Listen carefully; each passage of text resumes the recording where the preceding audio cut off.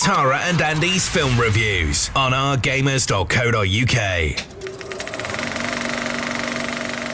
Hi everyone, it's me, Tara Malik. And me, Andy Baines. And in this week's film review, we're going to be talking about American Made. I hope you're ready.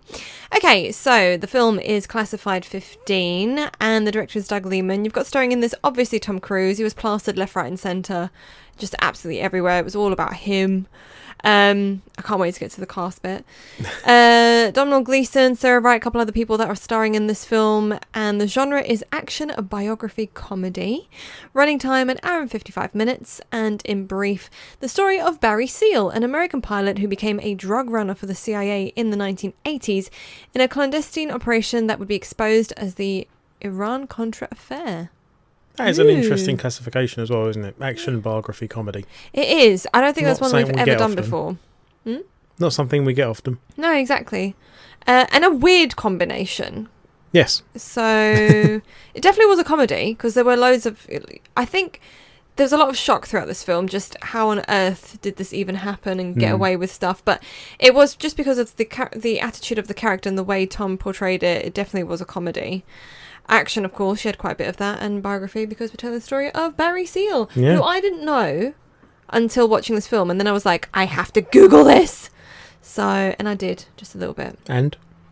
So interesting, and what on earth was the man thinking? Like, seriously. But perfect person playing him, so there we go. Story and script, first bit.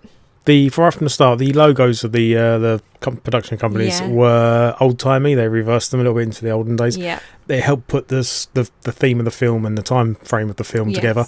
And the whole film come across that way, didn't it? Yeah, so definitely. Right from the start, before the story even started, that was kicked in.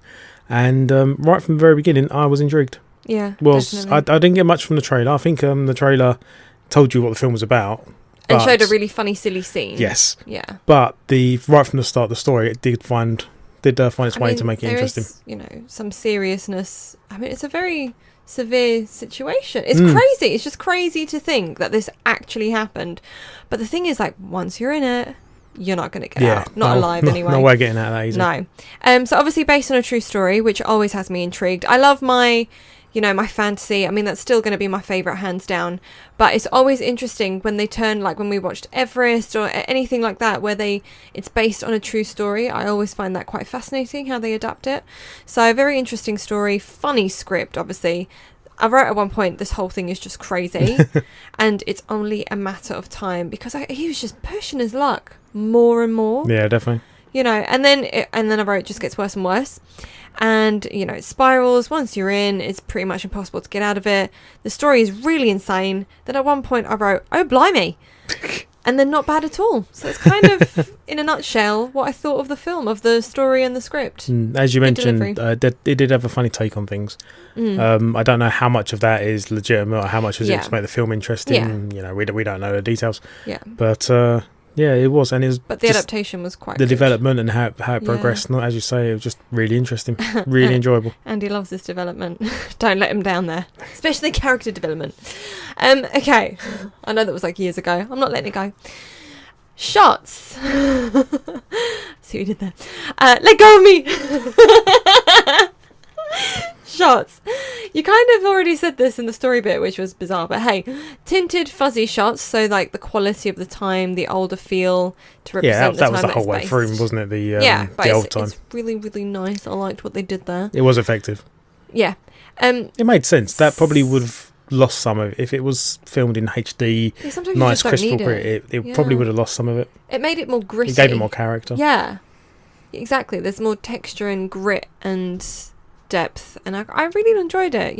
It's nice when they do films in a different way, when they use different different film, when it's like film grain, the grain or the style it was shot to fit the older times. Is it The Hateful Eight that I'm thinking of? Possibly. Anything like that. I can't remember now.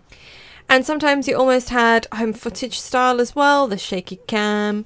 But I felt like it did make it more personal, more intrusive, more raw. So I quite like that aspect of it as well. And there could be quite a bit of cutting and editing at times, I felt. Like the way they would put the whole, like, if they're describing what's just happened in a short space of time, and it was like cut.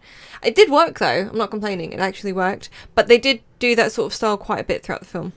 No, I can see that. The only two notes I've got regarding shots, so the camera work was fitting. It was similar to the time, which is what you've mentioned. And there were decent shots throughout. Yeah. No real complaints about that. Yeah. Nothing fancy, I don't remember anything going stupidly overboard, but it didn't need it. It would have been out of place. It's not the film for it, is it? So it worked. Whatever they did, it definitely worked. Time, I guess, to move on to cast. So I just saw your note. Go for it. Which one?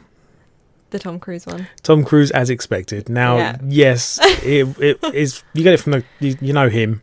You get it from the trailer, but he was perfect for the role. He is. He literally is just so typecast. I mean, he's done loads of different roles throughout his career. He's done really well, and he's versatile. But I feel like there is that main role that he loves to play, which is like the cocky, arrogant man who is just testosterone filled, and he's the boss. Like, he's the alpha. That's how I feel, he wants to play in these action roles and stuff like that. So he does deliver again. He does a great job. Perfect role for him, but it's just typecast again, isn't it? It's just Tom playing Tom. So, but he does it so well, as you say. You can't. The rest of the cast were good as well. I've got that same good overall cast in general. So, the thing is, it is mostly really about him. Yeah. So that's that. Okay, randoms. I don't really have any. It was a decent take on a smuggling film. Yeah, it's not the normal sort of smuggling film and stuff. So yeah, it's quite enjoyable. Yeah, definitely. It's a lot to take in as well, because of how it all moved on and adapted and grew and what he did, and just having the guts to do something like that and try to be part of the CIA and then also be a drug runner. And play both sides.